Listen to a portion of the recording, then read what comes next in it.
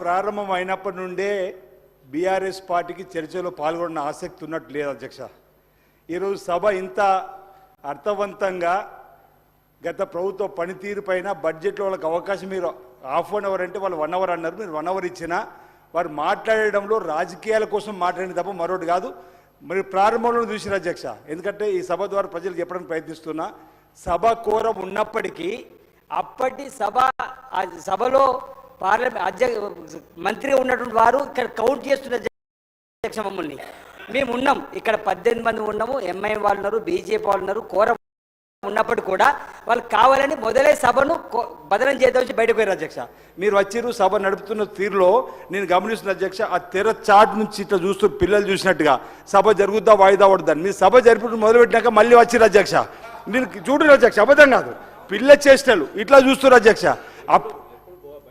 ఎప్పుడు బయటకు పోవాలని చెప్పని సభ ప్రారంభం కావాలని వాళ్ళకి ఏమైనా పెళ్లిళ్ళు అన్నారు అధ్యక్ష, మీరు కూడా విన్నారు, పెళ్లిళ్ళు ఉన్నారు, ఫంక్షన్లు అని చెప్పారు అధ్యక్ష. వాళ్ళు కావాలని ఈరోజు గౌరవ ముఖ్యమంత్రి గారు రాకట్టే ముందు బీసీ సంక్షేమ శాఖ మంత్రులుగా పొన్నం ప్రభాకర్ గారు మాట్లాడితే వారిని కూర్చోమంటారు, వారిని మిమ్మల్ని చైర్ను పట్టుకొని ఓయ్ ఓయ్ అంటారు అధ్యక్ష. మీరు చూడండి, ఓయ్ ఓయ్ అంటారు. ఇదేం సంప్రదాయం? ఇంకా వాళ్ళ రాజ్యం ఉన్నది అనుకుంటారు అధ్యక్ష. ఇది కరెక్ట్ కాదు. గౌరవ ముఖ్యమంత్రి గారు వచ్చి వారు మాట్లాడిన మాటలు నిన్న నల్గొండ సభలో అహంకారం, దురహంకారం అధ్యక్ష. రెండు చెప్తున్నారు ఇక్కడ, దురహంకారంతో మాట్లాడుతూ దురహంకారంతో మాట్లాడుతూ, ఇది పద్ధతి కాదు అధ్యక్ష. నేను నల్గొండ సభలో గౌరవ ముఖ్యమంత్రిని పట్టుకొని వారు మాట్లాడిన మాటలు తీరు ఏమున్నాయి అధ్యక్ష? ఈరోజు ప్రజలందరూ కూడా చిత్కరించి మీ నియంత్రణతో పోకడ్లు, మీ దురహంకారం పట్టుకొని మేము ప్రజలు పక్కన పెట్టి 2 మాసాలు కాలేదు, ఇంకా మీ అధికారుల నుంచి చెప్పినటువంటి గౌరవ ముఖ్యమంత్రిని పట్టుకొని మాట్లాడే అధ్యక్ష, అవి సభలోకం రారు. అర్థవంతం గౌరవ ముఖ్యమంత్రి పదే చెప్తున్నారు, ప్రతిపక్ష నాయకుడు రావాలి, వారు సలహాలు ఇవ్వాలి, అనుభవజ్ఞులు చెప్పని. కానీ వీల్ చైర్లో సానుభూతి పొందడానికి కోసం మాత్రం ఈరోజు నల్గొండకు వెళ్ళి ఈరోజు మాట్లాడిన కూడా ప్రజలు గమనిస్తున్నారు అధ్యక్ష.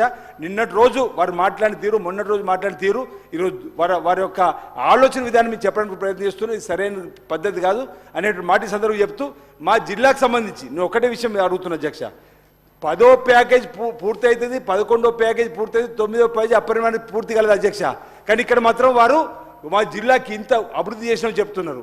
మా దగ్గర ఎల్లంపల్లి ప్రాజెక్ట్, శ్రీపాద సాగర్ వారి పేరు ప్రాజెక్టులో హరీష్ రావు నీళ్ళ మంత్రి హోదాలో వచ్చి 176 కోట్లతో పునాది వేసింది అధ్యక్ష. 6 ఏళ్ళైనా పూర్తి కలదు అధ్యక్ష, కుడి ఎడమ కాలంలో. అదే గౌరవ ముఖ్యమంత్రి గారు వారు పీసీ అధ్యక్షుడు వచ్చిన తర్వాత ఇప్పుడు పనులు కావాలంటే వారు ఆదేశాలు ఇచ్చి పనులు చేయమని చెప్పి, కలిగొడ సురం project, Maripalli project, Lachapeta project, Yellampalli project నుంచి రాజధాని సిరిసిల్ల జిల్లాలో అపరిమాణ ప్రాజెక్టును పట్టించుకోలేరు. ఈరోజు శ్రీపాద సాగర్ ప్రాజెక్టు పట్టించుకో, వాళ్ళు ఈరోజు గొప్ప చెప్తున్నారు అధ్యక్ష. గౌరవేలు ప్రాజెక్టు 500 కోట్లు కావాలి ఇంకా అధ్యక్ష. ట్రయల్ రన్ అయిందని గొప్ప చెప్తున్నారు, మలక్పేట ట్రయల్ రన్ అయిందని గొప్ప చెప్తున్నారు కేటీఆర్ గారు. అవన్నీ కూడా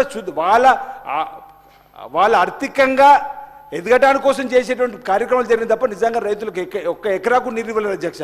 మీరు అపరిమాణానికి ఎక్కడి నుంచి నీళ్ళు వచ్చినా మేము ఎర్ర టెండర్లు ఇస్తూ ఉంటారు. అసలు అపరిమాణం ఎక్కడి నుంచి నీళ్ళు ఇవ్వాలి అధ్యక్ష?